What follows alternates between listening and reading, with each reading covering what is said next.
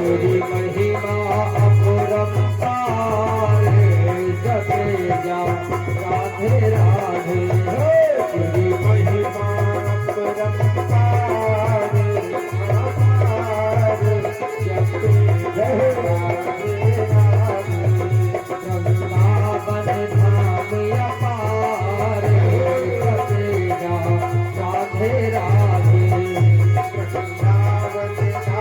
अपार जपे जा राधे राधे।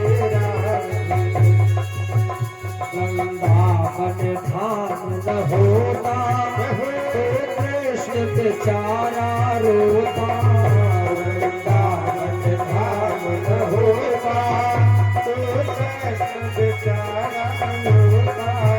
वृंदावन धाम न होता ये कृष्ण बेचारा रोता। वृंदावन धाम न होता तो कृष्ण बेचारा होता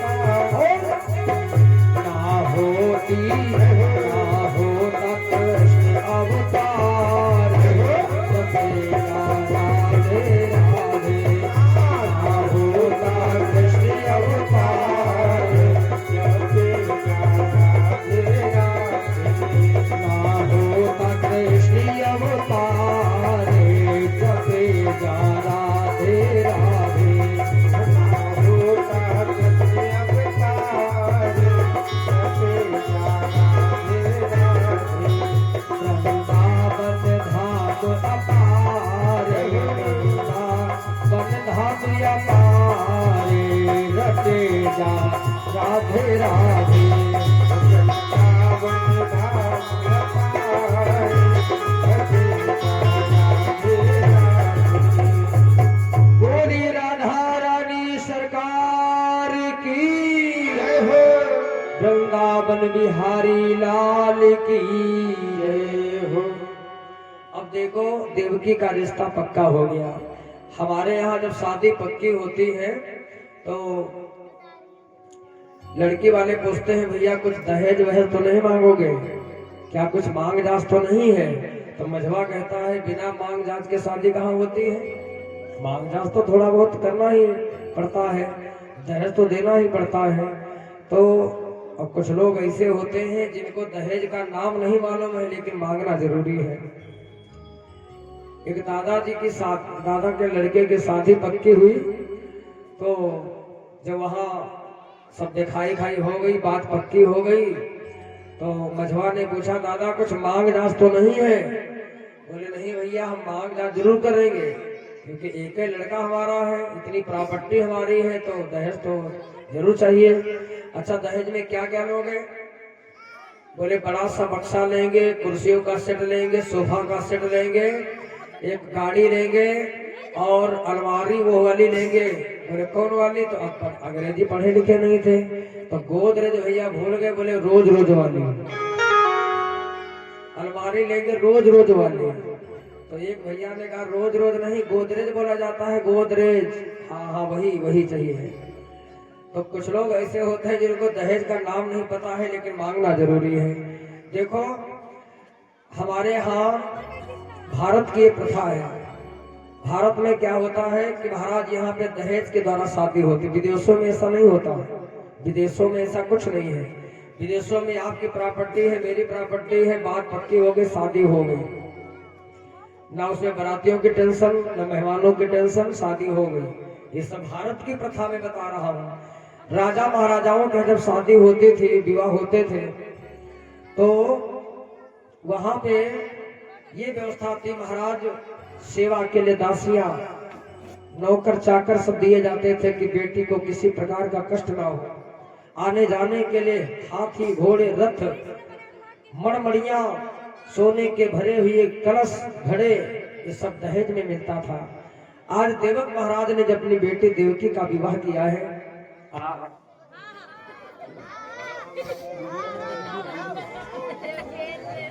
आज देखिए मेरे प्रभु का अवतार होने जा रहा है। कितने लोग फूल लाए हैं भगवान के लिए?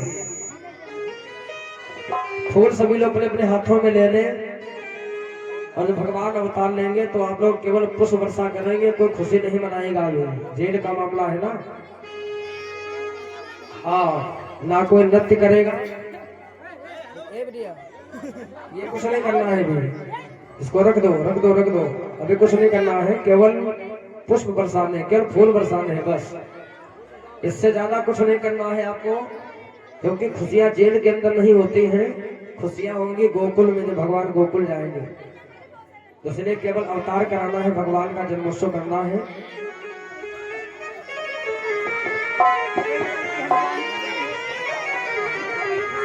देखिए भगवान अवतार लेने जा रहे हैं।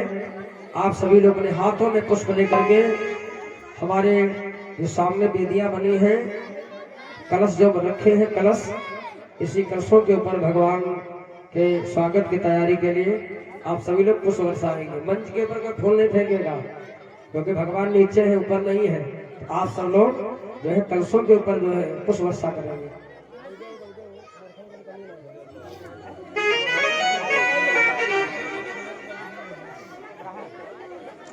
आइए देखिए प्रभु ने जेल के अंदर कैसे अवतार लिया है, सुनिए। और इतने ही में अरे जेल की और चमक उठी दीवार,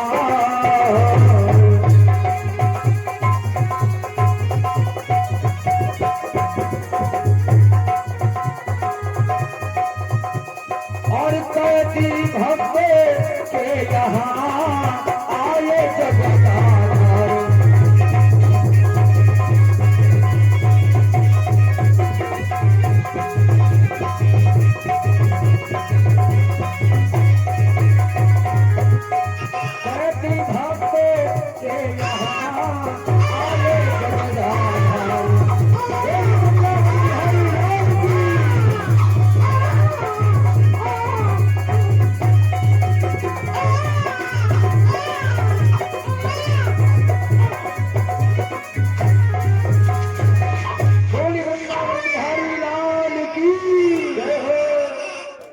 देखो ये सब लुटाया नहीं जाएगा अभी क्यों लुटा रहे भाई? केवल मैंने कहा है पुष्प बरसाना है। सभी लोग बैठ जाएं, हाँ अपने अपने स्थानों में सभी लोग बैठ जाएं। जेल के अंदर भगवान ने अवतार धारण किया है। बोल वृंदावन बिहारी लाल की जय हो।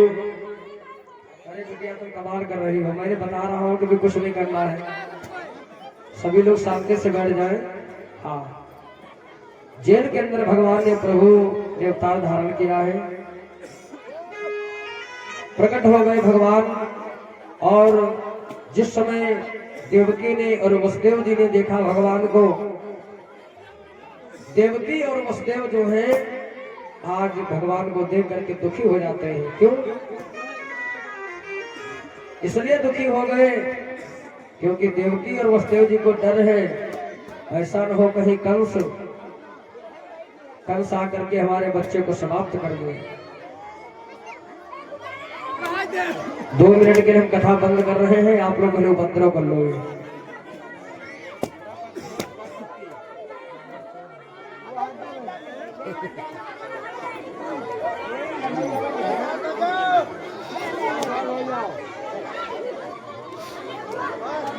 नाम बता दो, नाम।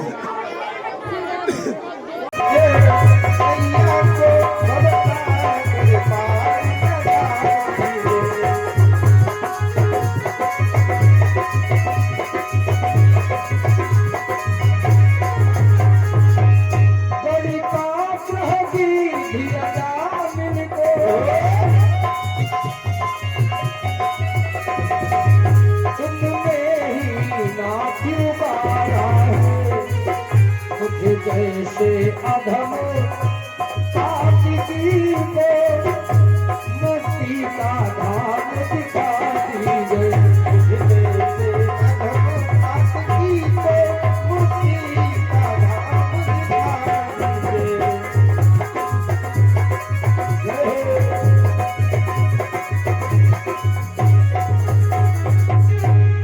बंशी वाले शाम की जय हो। जेल में जब भगवान ने उतार लिया तो राजा परीक्षित ने श्री सुखदेव जी से पूछा, महाराज जी ये बताइए, भगवान को अवतार ही अगर लेना था तो किसी मंदिर में लिया होता या किसी तीर्थ में लिया होता, किसी भक्त के घर में भगवान अवतार लेते, तो जेल में भगवान ने अवतार क्यों लिया? जैसे राम जी ने अवतार दशरथ जी के यहाँ लिया, अच्छी बात है, राजाओं के घर में उतार लिया तो उनका सम्मान बढ़ेगा, सब कुछ यश कीर्ति बढ़ेगी। लेकिन भगवान ने जेल के अंदर उतार लिया, और वो भी कंस की जेल में। जेल भी है तो कंस की जेल, पापी की जेल, अधर्मी की जेल। इस जेल में भगवान ने उतार क्यों लिया, जरा सुनिएगा। जेल के अंदर अवतार लेने का कारण ये रहा, भगवान सारी दुनिया को ये बताना चाहते हैं कि जेल के अंदर क्या मुसीबत होती है, क्या कितने कष्ट होते हैं, ये मैंने अनुभव किया है, क्योंकि मैं जेल के अंदर पैदा हुआ हूँ। इसलिए मेरे दुनिया के लोगों, अपने जीवन में ऐसा कोई बुरा कर्म मत करना कि आप लोगों को भी जेल के अंदर जाना पड़े। ये भगवान ने दुनिया के लोगों को ज्ञान दिया है। ये बताना चाहते हैं भगवान कि जेल के अंदर कभी भी व्यक्ति को जाना नहीं चाहिए। जो बुरे कर्म करते हैं, जो अधर्म के रास्ते पर चलते हैं, उनको जेल के अंदर जाना पड़ता है। अभी नहीं हम बता देंगे भाई, बता देंगे। मेरे बंधुओं, आज इधर देखिए, जिस समय देवकी आज अपने लाला को देखती है तो रोने लगती है। क्या करूं, अपने लाला को कैसे बचाऊं? उस समय भगवान से रहा नहीं गया और मेरे प्रभु ने जेल के अंदर चतुर्भेष धारण किया है। बोले चतुर्भेष भगवान की जय हो। चतुर्भेष में जब भगवान वहां पर प्रकट हुए तो भगवान की 4 भुजाएं हैं। 11 साल के वर्ष के बच्चे का जो है शरीर है, हाथों में शंख चक्र गदा पद्म वैजयंती माला भगवान को शोभा दे रही है। जिसमें भगवान इस रूप में आए तो देवकी मैया कहने लगे, भैया आप कौन है? भगवान कहने लगे, मैया मैं आपका बेटा हूँ, आपका पुत्र हूँ। बोले मेरा बेटा तो मेरी गोदी में पड़ा है, आप तो इतने बड़े हो। बोले वो मेरा ही रूप है जो आपकी गोदी में पड़ा है। हे माँ, मैं इसलिए आया हूँ तुम्हारे पास, और देख कर तुम्हारा और घोर त्याग। हे मैया, और देख कर तुम्हारा और घोर त्याग, और मैं ही क्या जग चकराया है।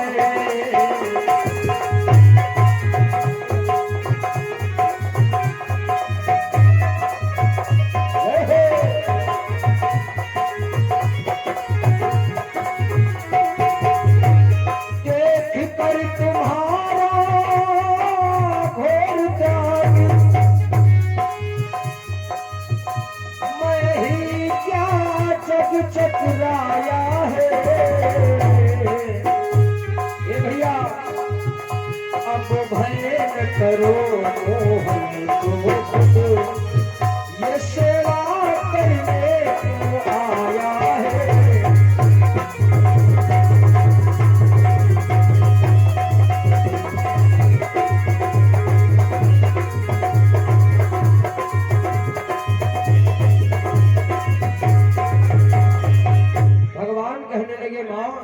देख कर तुम्हारा घोर त्याग, मैं ही क्या जग चकराया है।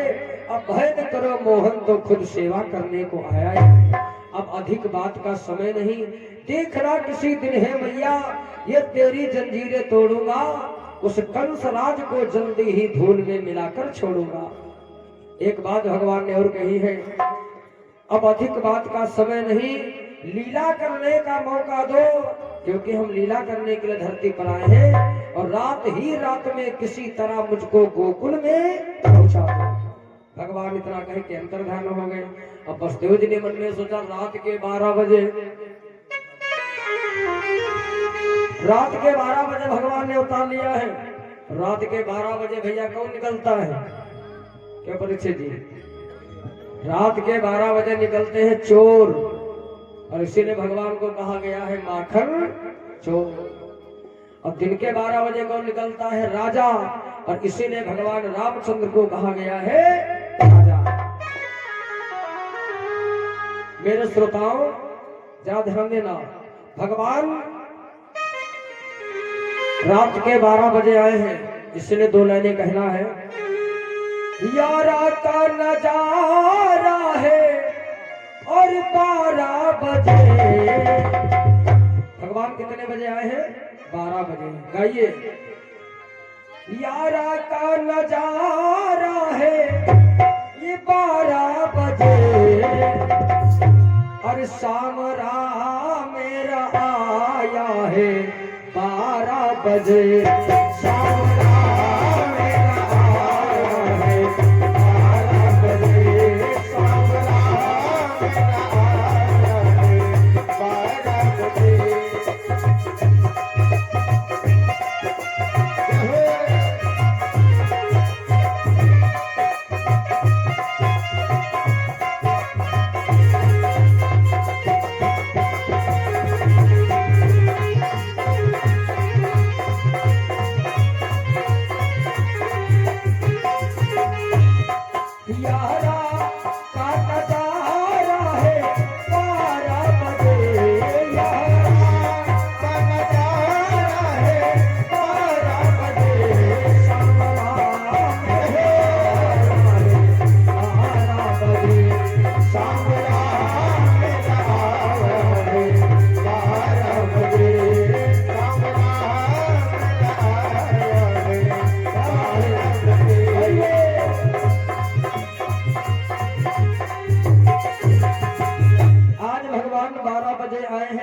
और भगवान को ये भगवान ने आज्ञा दी है महाराज वसुदेव जी को मुझे गोकुल में पहुंचा दो। रात के 12 बजे सन्नाटा पड़ा है, अंधेरी रात है, पानी बरस रहा है। आज वसुदेव जी ने सोचा मैं अपने लाला को जेल से कैसे निकालूं। तो देखो भगवान के लिए अगर तुम कोई कार्य सोचोगे तो भगवान रास्ता भी दिखा देते हैं। आज एक डलिया सुंदर सी डलिया मिल गई जेल के अंदर। अब उस डलिया ने भगवान को आसन लगा करके लिटाया, और देखो वसुदेव जी की झांकी आ रही है। आइए, बहुत सुंदर झांकी हमारे वसुदेव बाबा की आ रही है, जो भगवान को डलिया में लेकर के आज देखो गोकुल जा रहे हैं। देखिएगा आप सभी लोग झांकी के माध्यम से, बच्चे शोर नहीं करेंगे। और वसुदेव जी जब निकले तो आप लोग थोड़ा रास्ता कर देना, क्योंकि वसुदेव जी सभी लोगों के पास तक आएंगे और सभी लोग आप भगवान का दर्शन करेंगे। बहुत बहुत धन्यवाद।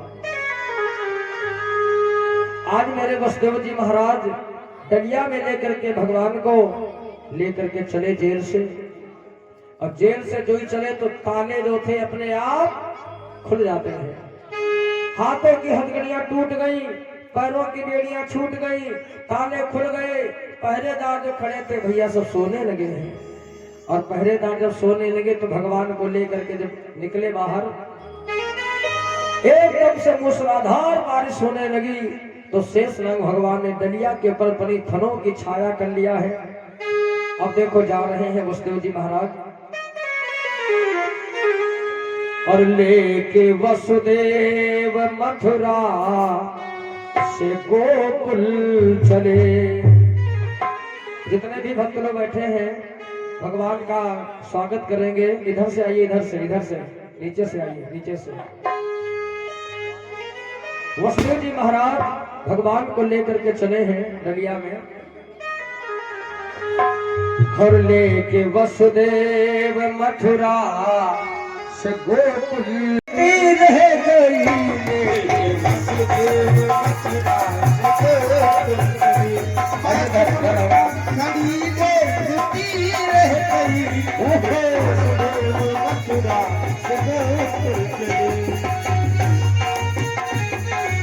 फूलों से स्वागत करें भगवान का।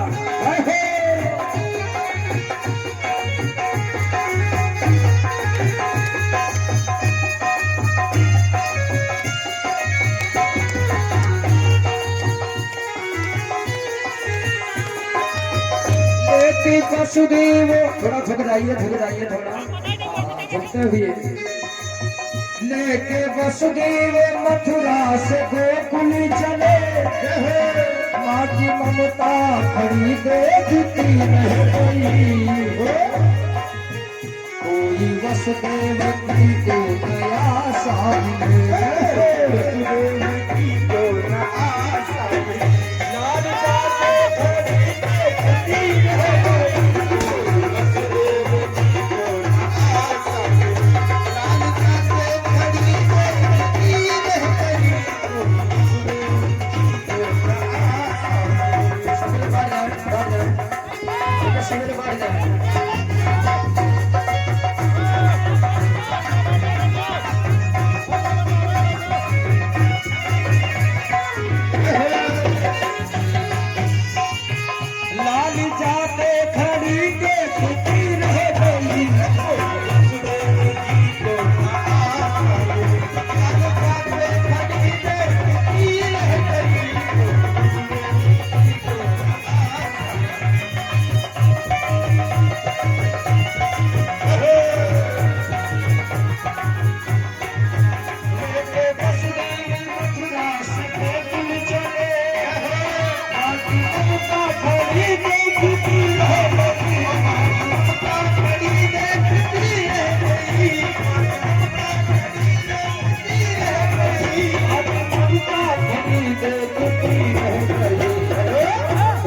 वसुदेव की को नया सामने, वसुदेव की को नया सामने, लाल जाते खड़ी देखती रह गई। वसुदेव की को नया सामने, लाल जाते खड़ी देखती रह गई।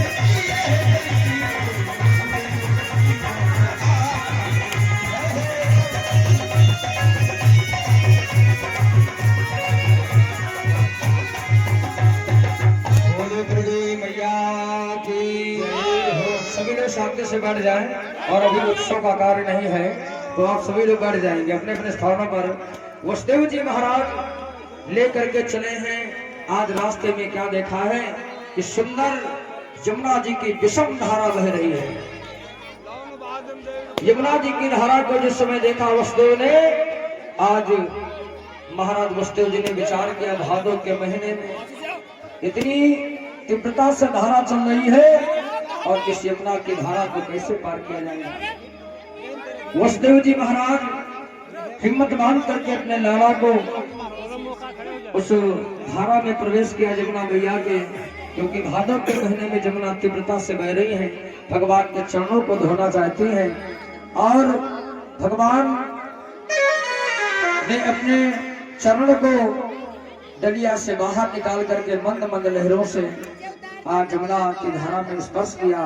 भगवान उन चरणों को जब बढ़ाया यमुना की धारा में, तो यमुना जी भगवान के चरण धो रही हैं।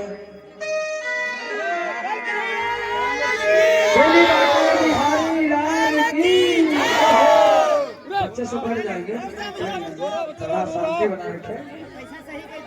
भगवान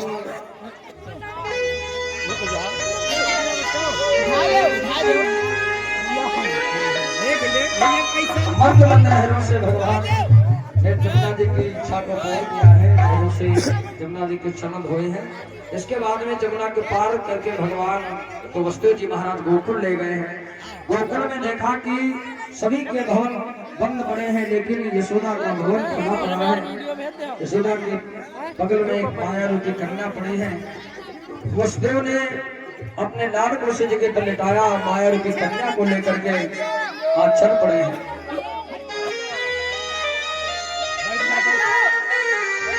कन्या को लेकर के जब चले हैं वसुदेव जी महाराज, आकर के जब जेल में पहुंचे हैं, तो कन्या जब पहुंचते ही वहां पर जेल के ताले अपने आप बंद हो गए। पहरेदार जो सो रहे थे वो जाग पड़े, और जा करके वहां पर लड़की ने जब रोना शुरू किया तो पहरेदारों को शंका हो गई कि देवकी का अष्टम पुत्र जन्म ले चुका है। जा करके वहां पहुंचे और देखा कि आज देवकी के पास में कन्या पड़ी है माया की। द्वारपालों ने जाकर के वहां बताया महाराज गजब हो गया, जेल के अंदर अब की बार लड़के ने नहीं बल्कि लड़की ने जन्म लिया है। कंस ने कहा ये कैसे हो सकता है, देवकी का अष्टम पुत्र होता है, लेकिन नहीं, यहाँ पे लड़की ने जन्म लिया है तो क्या हुआ।